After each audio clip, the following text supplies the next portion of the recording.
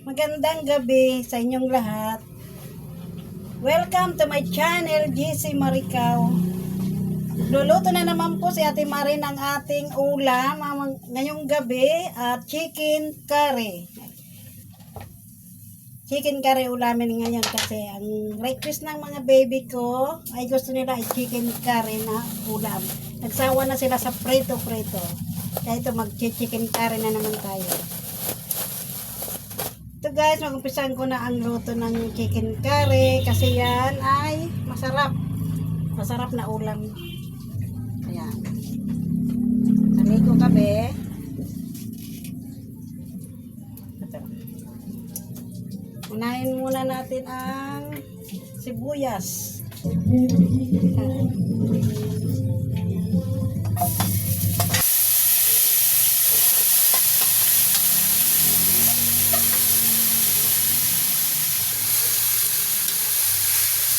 Masarap ang ulam na chicken curry.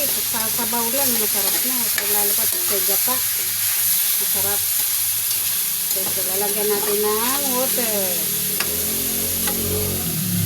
Ito muna. Lagyan natin ng flour.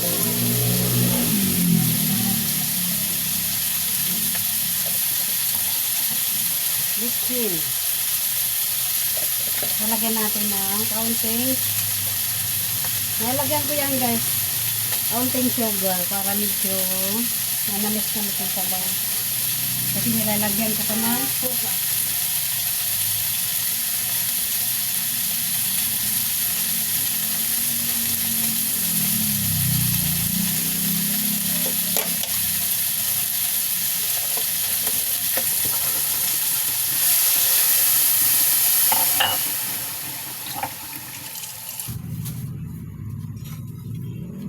Siya guys,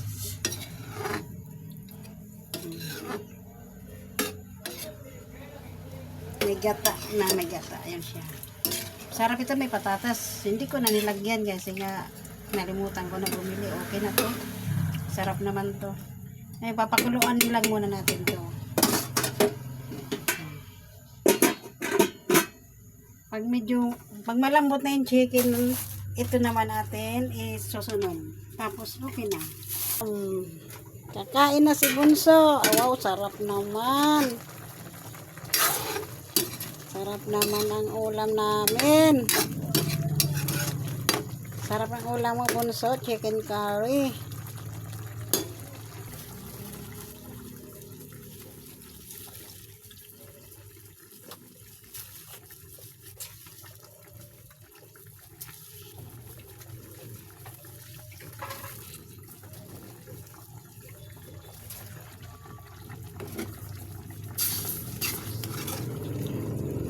Sarap na ang chicken.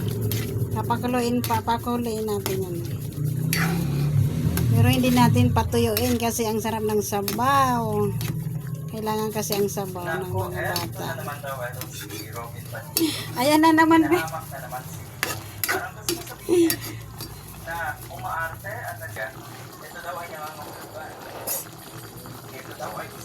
Wow, sarap. Sarap guys. Kain na tayo. Yan guys, good morning. Almusal tayo, kain tayo ulam. Adobong paa ng manok. Paa ng manok ang ulam. Alam ko na kain kayo nito. Masarap. Masarap ito kasi inadobo kong patuyo. Mas masarap yung pinatuyo kasi malinamnam talaga pag kinain mo. Masarap ito guys sa pulutan. Masarap ito sa pulutan. Ito ang gawin nyo sa pulutan. Masarap ito. Ito kanin. Kain po. Tara, kain tayo. Ito guys. Masarap sa pulutan ito pag nagtatagay-tagay kayo. Paa ng manok. Inadobo ko.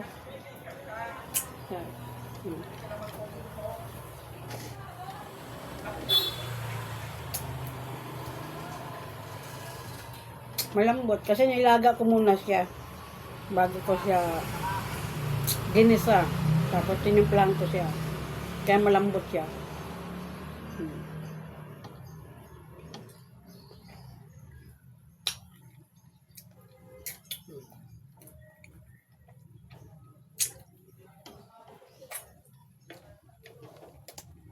Almusal. Almusal tayo dahil. Ito tayo. Dami. Halagang 50 pesos. Madami na, di ba? Kaysa bibili ka ng ano, barbecue. 5 piso yata isa. Dito, solve ka na dito sa 50 pesos.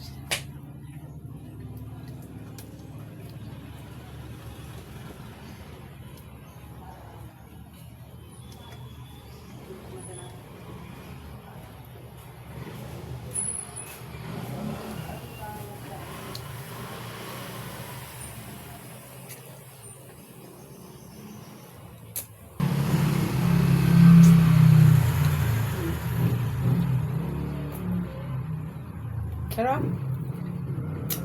Masarap ang panang manok. Paan ang kita ko. Wala na yung laman. Naubos na yung laman. Paan na lang nakita ko.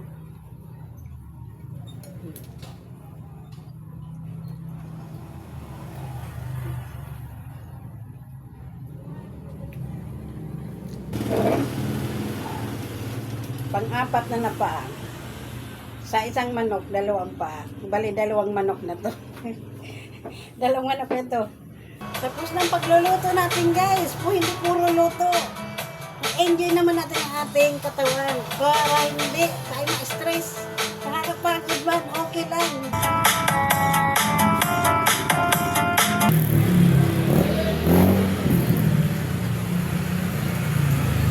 Yan ang bahay ko. Di pa tapos. Papa Jesse nandun sa terrace nakaupo. Ayan ang kwarto ni Jericho. Second floor. Ay, hindi, third floor. Third floor si Jericho, si Joseph ang second floor. Yun yung green ang cortina. Yun sa ibabaw ng Marlboro.